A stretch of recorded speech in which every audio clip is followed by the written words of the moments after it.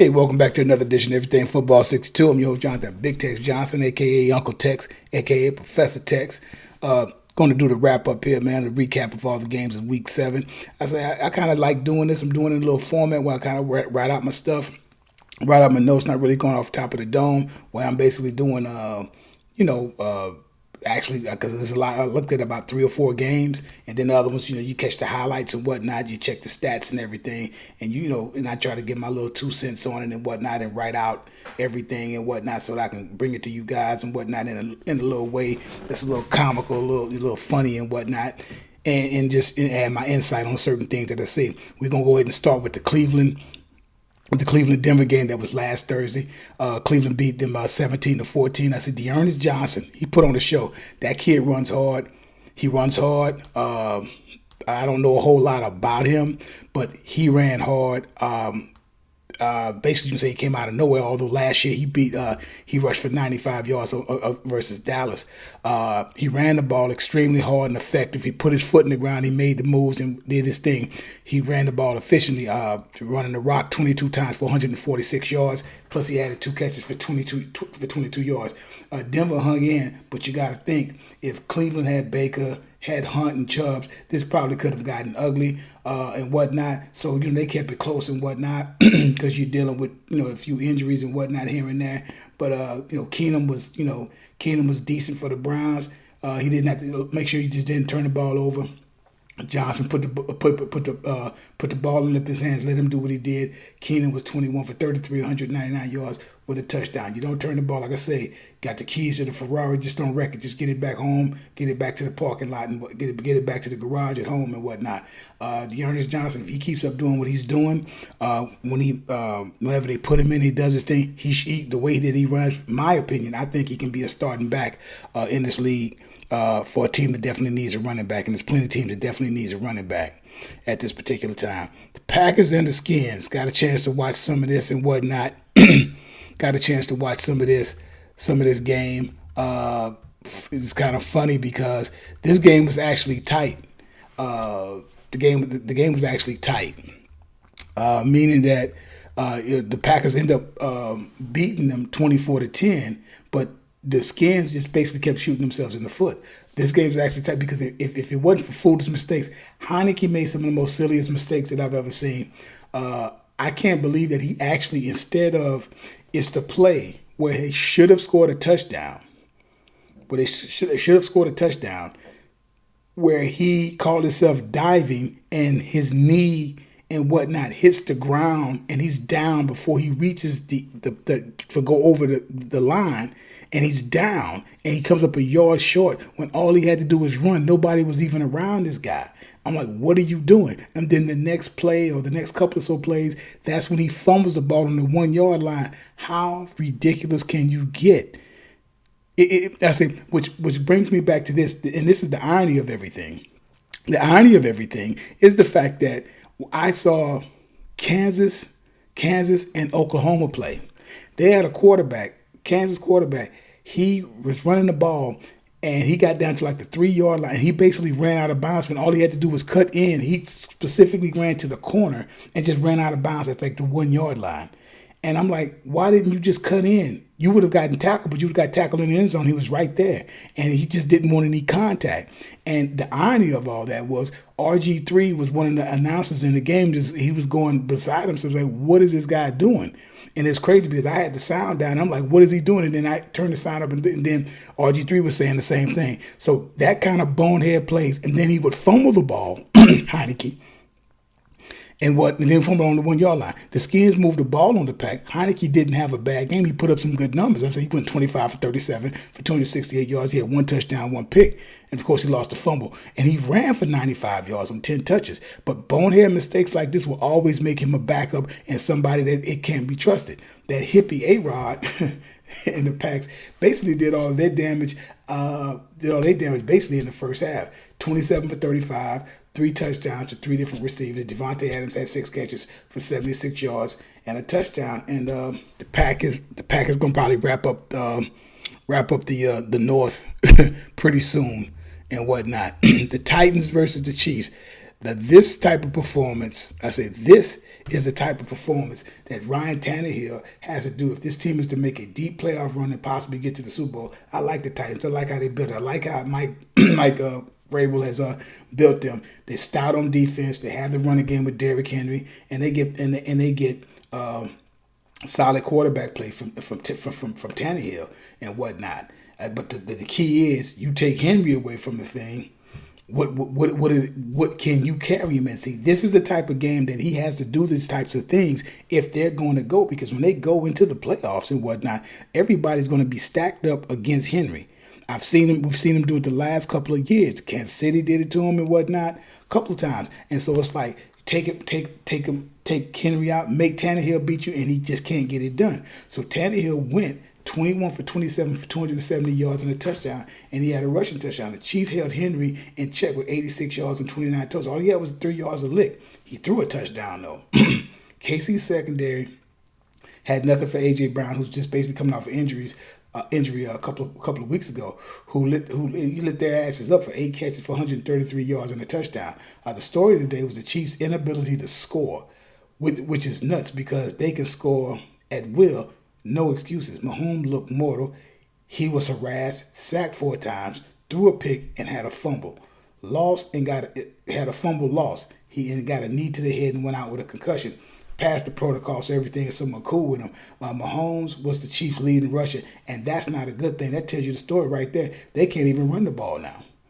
That was a little luxury that they had because they had different guys that could run the ball, whether it was Kareem Hunt, that Williams guy, and you had Hilaire and whatnot. Now, those guys are a thing of the past, and Hilaire, every time you look up, he's going down with some type of injury or something like that. So they got, but they have to calm it down. You can't get everything in 50, 60, 70-yard chunks, and that's the problem. Those guys are used up to getting chunks. These teams are going to try to take that shit away from them and make them, in other words, make them grind. Make them grind. And them guys are not used up to grind. They used to lighten that shit up. And they got to grind now. All they have to do is start checking down. That's all they have to do is check down. Calm down, check down, stop doing all that stuff. But they need to get their shit together on defense. They are horrible on defense. They have no pass rush, and their secondary is getting gutted like a fish. It's getting gutted like a fish, which again, that's scored 27-3. It's kind of not very good at all. Falcons versus the Dolphins. What does Tua Tagovailoa have to do to get any kind of respect? What does he have to do to get a win? I mean, sure, he threw a bad pick in the red zone, and which you can't do, especially when you're 1-5. Then midfield getting sacked, and instead of taking the sack, throws a bad ball and was picked off. But man, if you throw 4 touchdowns, that should spell victory. Tua went 32 for 40 for 291 yards through the air, and a couple of gutsy runs getting first downs. He brought them back, being down 27-14 in the fourth quarter for the lead at 28-27. The offense did their job, so it was up to the defense to make this happen, and they didn't. Kyle Pitts, the rookie from Florida, lit up the secondary for 7 catches, 163 yards, and that last catch to put them in field goal range to win the game. Matty Ice was solid, 25 for 40, 336, 2 touchdowns and a pick. Funny thing is, the Dolphins kicked and missed a field goal earlier. Had he made it, Fins win this 31-30. Goddamn kickers. Gotta love them. Pats, 54-13. It was versus the Jets. Nothing here. Just a horrible team from top to bottom. Zach Wilson is feeling the rookie blues. He went out with an injury. Wouldn't return. Mac Jones went 24 for 36, 307 yards, 2 touchdowns. Damian Harris, a second straight game with over 100 yards rushing. He had 106 carries on 14 totes. On 14 totes, 2 touchdowns. Pats getting the running game. With the Pats getting the running game, get the running game going, which will help their rookie quarterback out. And with these 17 games being played, the Pats might not be out of this by no long shot. We'll see what happens, though. Giants versus the Panthers, 25-3. The Giants take this one. Not a very good-looking game from what I saw from the highlights and whatnot. This looks like a blowout, but this game was actually close. The offense is underwhelmed. Sam Darnold is looking like, well, Sam Darnold.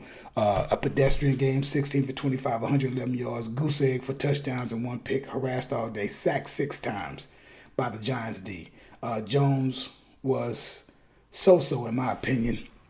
A lot of dink and dunks, 23 for 33, 203 yards, 1 touchdown and no turnovers for old Danny Slug. Oh, and he caught a ball out the backfield, but wasn't much going on. I say, the offensive underwhelmed, and like I said, the Panthers were so horrible. They like I said, guys was in good field position, short field to play with. So, no surprise there.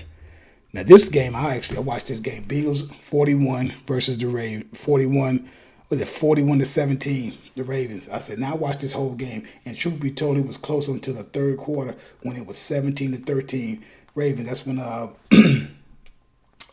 Lamar threw that beautiful ball to Hollywood for that 39-yard touchdown. You figure, okay, we got ourselves a shoot. It's going to be a straight-up shootout. But as the game went on, the Bengals defense pressured the ball all fucking day, dude. All day, and sacked him 5 times, and a few times Lamar held on the ball a little too long when he could have ran and picked up the yards. I call it the RC syndrome. What is the RC syndrome? The Randall Cunningham syndrome. That always goes back to when Randall Cunningham, when he was always go back to the ultimate weapon, right? And he was coming back after that MVP type year, whatever he had from 88, was it 89, 90 season, so he coming into 90, 91. And so this is what we're getting ready to do here. Ultimate weapon, and Rich Kotex wanted him to sit up there and stay in the pocket. And like Randall said, he got hurt in the pocket. He never got hurt outside the pocket. He got hurt in the pocket. And running quarterbacks or quarterbacks like this, sometimes they go through that phase. And I talked about this earlier. I talked about some of this last year. They go through this phase where they start hearing them guys, man, sit up in the pocket, go ahead and throw the ball. No, make a play. He held the ball sometimes too long, and he had green field where he can get 30, 40 yards. Make them, because when he runs, he strikes fear in the teams. His passing is getting, as his completion ratio is still tight, but like he was pressured all day. He was pressured all day long. Like I said, the the Randall Cunningham syndrome. Meanwhile, Burrow gutted the Ravens defense. No pressure on him. He was only sacked 1 time. He sat back there and counted birds all day. I can't remember a Ravens defense giving up that amount of points. Even in the not so good years, the D was always ranked high. Jamar Chase just obliterated a stout secondary with 8 catches for 201 yards and a remarkable 82-yard touchdown catch and run. Then the Ravens, who pretty much shut down the Bengals run game, got the nail in the coffin to ice the game with Joe Mixon 21-yard run, touchdown, and 2 minutes later, Samaje Perine, 2 Oklahoma boys, 46 yards up the gut to pay dirt. In short, B-Moore got their asses beat up front by the Bengals defense. Sam Hubbard was in Lamar's face all day long. If the Bengals can keep healthy, they will be a problem. The Ravens need to get back to running the ball. I don't know why. I don't say, what are they going to do? It has to be something going on with Le'Veon Bell for Le'Veon Bell not to be playing. You're not going to tell me, my man, respect to, what's the damn running back's name? Respect to my man who used to play for Atlanta and whatnot. Respect to him. He was nice. He made a Pro Bowl or something like that and went to a Super Bowl and all this other kind of stuff. Much respect. The guy gets respect and everything like that. I can't even think of this guy's name. He gets respect. I give him respect, but he was never Le'Veon Bell. And for Le'Veon Bell not to be getting no touches whatsoever is mind-boggling. Devontae Freeman is mind-boggling to me how this guy doesn't get any. There's something else going on. Got to be something else going on. You can't keep saying he don't know the offense. What offenses they know? They fucking run the ball. Okay, so I don't know what I don't know, man. It's unreal to me. But next game. Raiders versus the Eagles. Raiders 33, Eagles 22. Watch out, here come the Raiders. 2-0 since the Chucky debacle. Carr is finally looking like a top tier quarterback once again after a good three-year hiatus, like the great Diamond D who's been on a hiatus. Damn near perfect except for that interception in the red zone, but rebounded going 31 for 34 for 323 yards and distributed the ball to nine different jokers. 9 different jokers getting all involved. The running game was solid with Drake 14 totes for 69 yards and a touchdown. And even though training room Josh Jacob got a touchdown, the Eagles are just hurting right now. No pun intended. No pun intended or intended. Jalen didn't have a bad day. 18 for 30 for 236 yards, 2 touchdowns, added 61 yards rushing, but lost the fumble. They scored first, but fell behind quickly. You looked up and it was 30-7. Hurt sacked twice and hurried all day. They made it respectable-ish, if you will, at the end, but it was too late. They had gotten taken to the woodshed. I heard Fletcher Cox got into it with the defensive coordinator and was pissed off and mad about him about the different defenses that I guess there was being the different defensive plays that was being called and whatnot. So I heard it was a big hubbub about that. And again, Philly is known for their defense. If they're not known for anything, even on down years, there's certain teams, whether it be people like Chicago, whether it be the Ravens and the Eagles, there's just certain teams that are going to have a stout defense. That's just part of the DNA of that franchise. And for them, and Fletcher Cox being one of the top tackles in the game over the past 5 or 6 years, there's issues going on over there big time. But they got gutted, man. They got gutted, and they got gutted good. Rams, next game, Rams 28 versus the Lions 18. Again, man, you just don't know. That's another game the Lions blew. Like they say all the time, you cannot kick field goals against a good team and expect to win.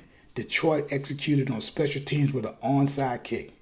Then they did 2 fake punts and got 2 first downs. They drove the ball deep into the territory all day, but after all that, they only mustered up 1 touchdown and 4 field goals. You cannot have four field when you constantly go down there and only put up 12 points instead of putting up 12 points. You're supposed to be putting up if it's 7 or 6, 4, that's 20, or however you want to look at 20.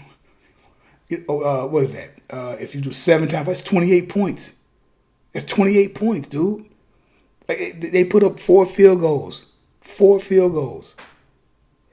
Going into the fourth quarter, they was only down 6 points deep into the Rams territory in the red zone. Goff turned into the quarterback we saw in the Super Bowl a few years ago and haven't returned since. That's the thing. Goff has not been the same quarterback since after that Super Bowl. Has not. Since that loss against the Patriots, he has not been the same quarterback. He had became a solid quarterback, a little Pro Bowl quarterback. Okay, that's what they quote-unquote drafted Goff for. He has not been the same quarterback at all. Goff turns the ball, and he threw an awful pick at a crucial time, and then a few minutes later, a tip drill, another interception.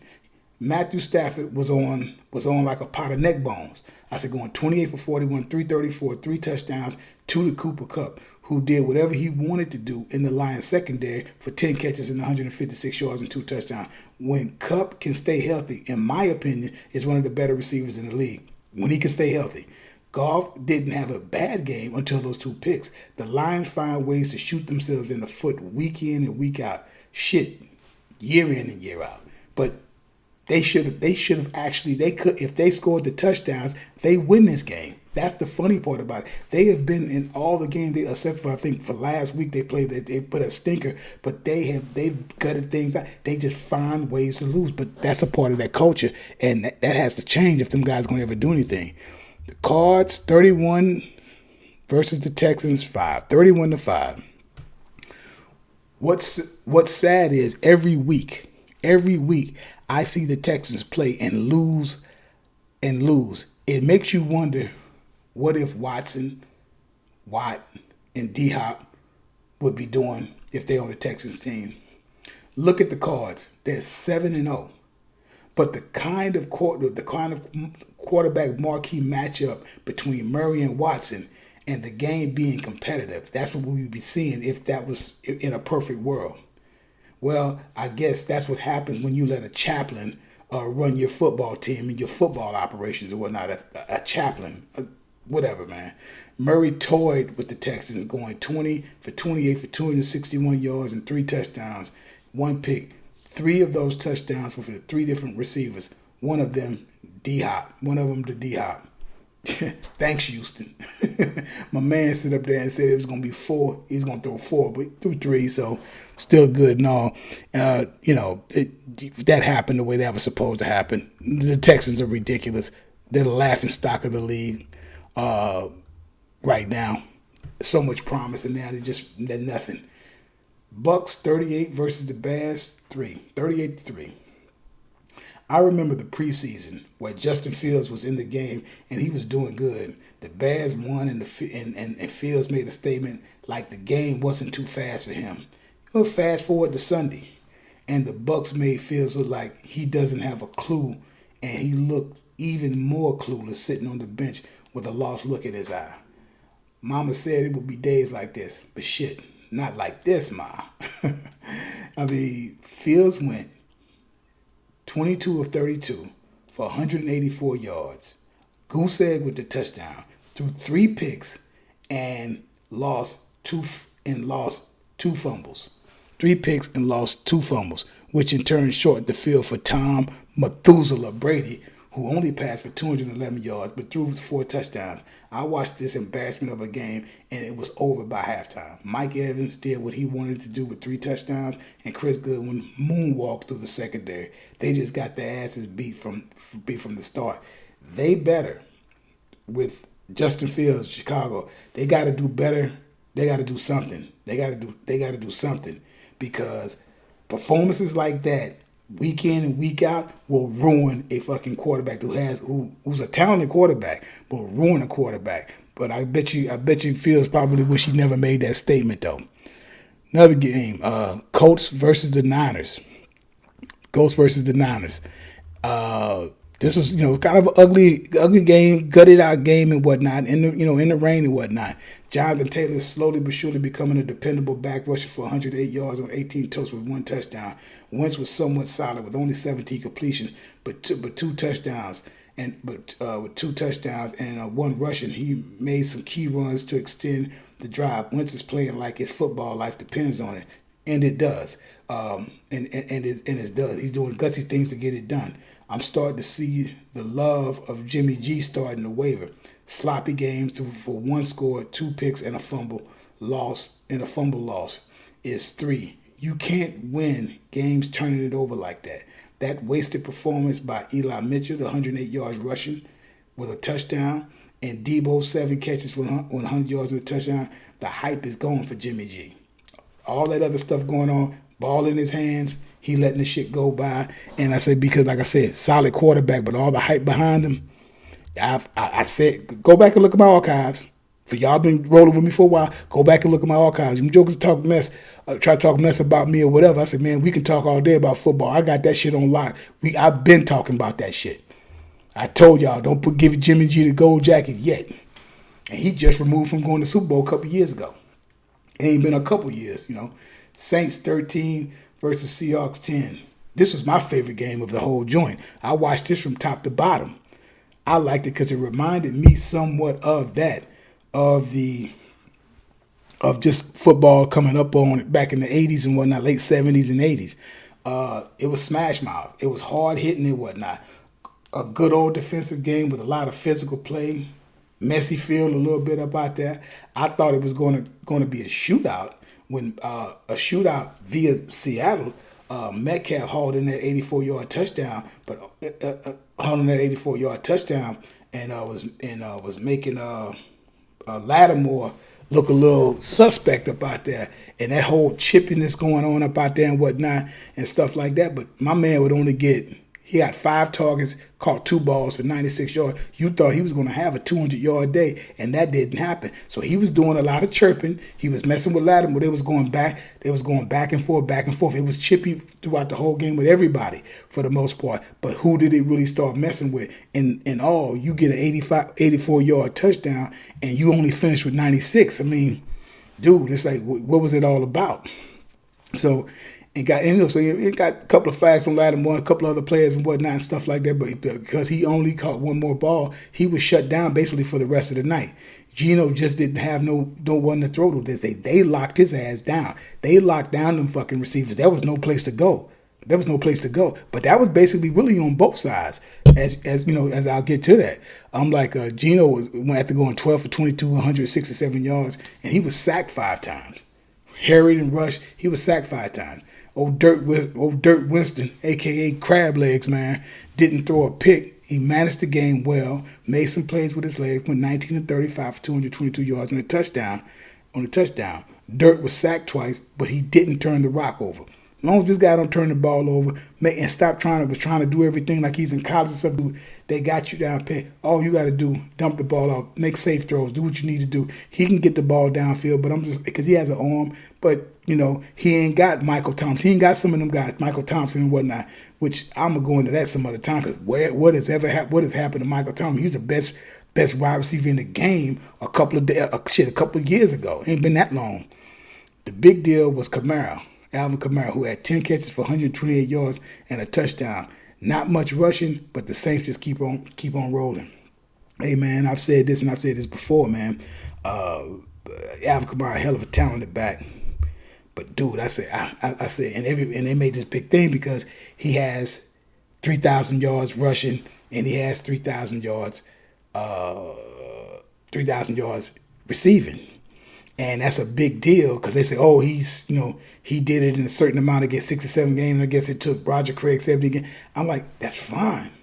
But the 3,000 yards, he's going to his 5th year in the league. He has never rushed for 8,000 yards in the league. He hasn't rushed for 1,000 yards. And I want to see him be Thurman Thomas, LaDainian Thomas, and be all those guys. But he just put him at wide receiver if you're not going to give him the back, if it's not going to work that way, because I'm not seeing it right now. I ain't saying he can't because I think he can. I just think they abandon the run way too fast and whatnot. I want to see him be that type of back because he's supposed to be Thurman Thomas, Marshall Faulk, LaDainian Thompson. He has that skill set. But it's just not happening in the rushing department. It's happening in the pass department, but it ain't happening in the rushing department. And hey, man, and whatnot. That's my wrap up there, man. I'm wrapping up and whatnot. But my players of the game, players of the week, players of week 7, Jamar Chase, the 7 or 8 catches for 201 yards, touchdown. He tore up with them guys all day long. They was making statements about him that he was missing everything. He was butterfingers and everything like that. And right now he's there with 754 yards in 7 games. I'll say so. He's on a pace. He's on a tear. So we're gonna see what happened with them and whatnot. So his offense and as far as defense is concerned, as far as defense is concerned, let me see who I got going on defense. I already talked about that on my defense. Because my old memory ain't what it used to be, if it ever was. My man from New Orleans, my man from New Orleans, Davis. My man Davis, Demario Davis. He had 10 tackles. And he had 10 tackles and 2 sacks, and he was laying the goddamn wood. He was all over the field. He was all over the field last night. He was doing his thing. He had them boys ready to play. They were sitting up, they was thumping up out there last night. So that was good to sit up there. So those were my 2 players of the week and whatnot. And hey man, y'all subscribe to the channel. Push that like button, share and whatnot. Any questions, any comments, any suggestions, let me know down below.